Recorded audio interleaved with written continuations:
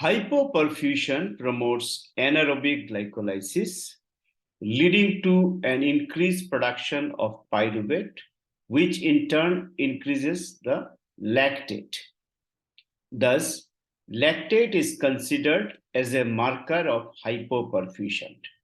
In fact, whenever we resuscitate a patient targeting a 20% fall in lactate over 2 hours, it has shown to reduce hospital mortality.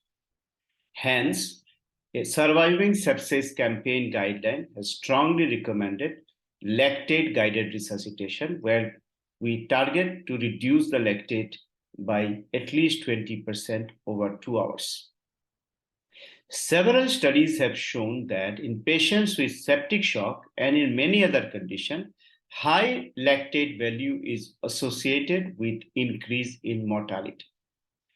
In another study done in emergency medicine, patients with septic shock, when they are resuscitated with lactate-guided resuscitation, over first 6 hours in the ED, that resuscitation is associated with better outcome, or in fact, non-inferior outcome compared to SCVO2 targeted resuscitation.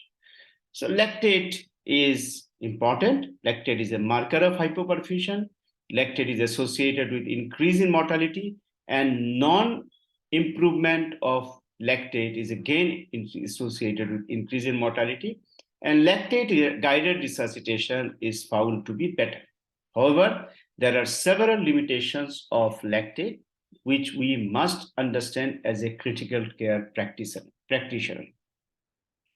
First of all, in many patients of septic shock, lactate may not be elevated.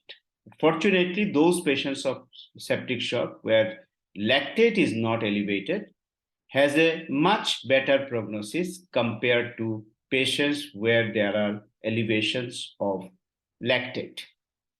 Secondly, lactate may be elevated in many other conditions. For example, in patients with adrenergic hyperactivity because of stress or because of adrenaline infusion, there may be an increase in hyperglycemia incidence, leading to an increased production of pyruvate, in turn lactate. So this may not be related to the hypoperfusion as such. We also see the lactate is metabolized in the liver. Hence, in patients with hepatic dysfunction, lactate may be elevated without any evidence of hypoperfusion. Similarly, in patients with mitochondrial dysfunction because of genetic defects or because of some toxins like aluminum phosphide, we may see lactate elevation. Thiamine deficiency is an important cause of lactate elevation because thiamine or vitamin B1 is a cofactor for pyruvate dehydrogenase, which is the enzyme responsible for metabolism of lactate back to pyruvate.